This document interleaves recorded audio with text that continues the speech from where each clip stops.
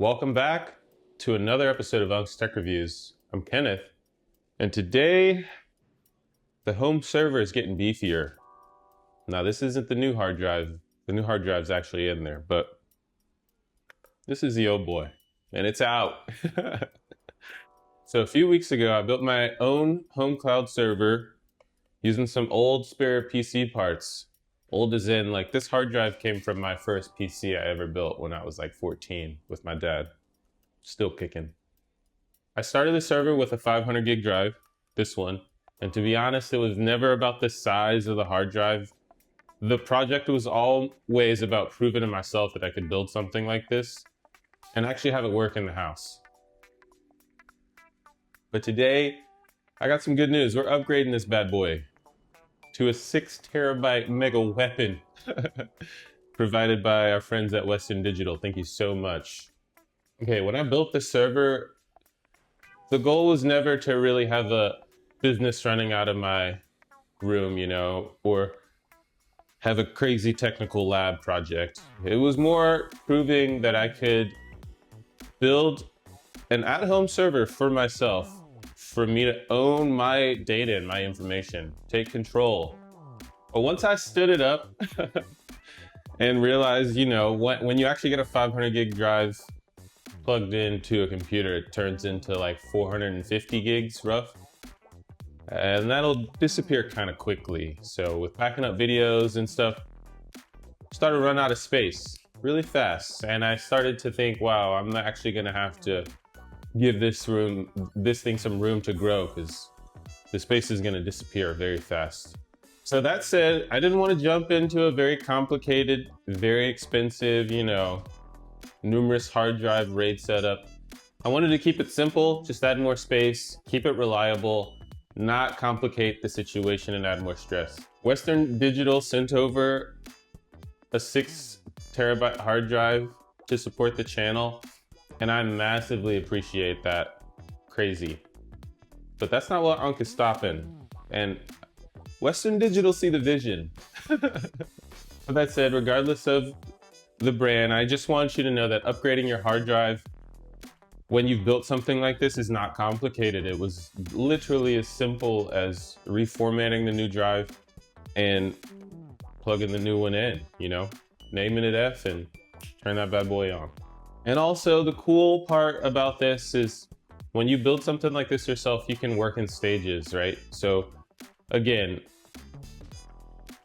starting off with something as small as a 500 gig hard drive is all you need. Even the 100 gig SSD, just prove to yourself that you can build it first. That's a very important bit. Now, of course, before I installed this thing, I did back up. I'm gonna talk about that later. That's a whole different subject. That said, it was as simple as backing it up to the backup drive, reformatting the new one, labeling it as F, and starting up the server again. And there I have, room to grow. Lots more headroom than I initially anticipated with this project, which is actually crazy. It's pretty nice. What I love about this process is tearing it apart and having it break and learning how it works makes it so much easier to just add storage now. It's not intimidating at all, especially once you've broken it a lot. And I think a lot of people don't build at-home servers because they think that it's a very complicated, very expensive process, which it doesn't have to be at all. Again, you start small and you can scale up, but most of the process is about learning and being patient with yourself again. That said, you don't need 6 terabytes. You just need, you can do this on a 40 gig flash drive and stand this server up. You just need to prove to yourself that you can get one running. Once you can get one running, scale that baby, raid that baby, do whatever you want, honestly. And if you're serious about owning your own data and growing into your setup, upgrading over time makes the most sense. Again, I can say this project was never about high-end specs, having the most expensive bits. It was about building something sustainable that I can maintain and own and protect. When I built this server, it definitely felt like an experiment. And I think that's why they're called labs. I looked it up. Yes, that's actually why they're called labs. Non-production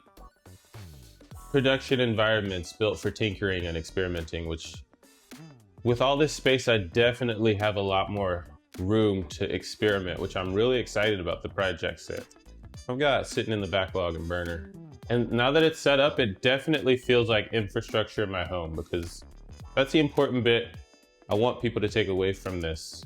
Starting small and learning the process and compounding on that knowledge to make it whatever you need it to be, or experiment with what you want it to be. Now, I'm not stopping here. That said, I have a few ideas what we're gonna use this server for. Definitely backing up all these videos, all my footage. There's nothing I'm ever gonna lose. Not now. I'm also gonna talk about how I'm backing this up, which I also don't think that you need to complicate it. Keep it very simple, very clean. This is just the beginning for me with this home server and the projects I'm gonna start. That said, big thanks to Western Digital for supporting and sending out the drive. Whew. Never thought I'd actually make something like that happen, but making the channel feel like a sustainable event. Anyways, this is Kenneth with Unc's Tech Reviews. If you like my content, check out the rest of it. Appreciate you so much for hanging out.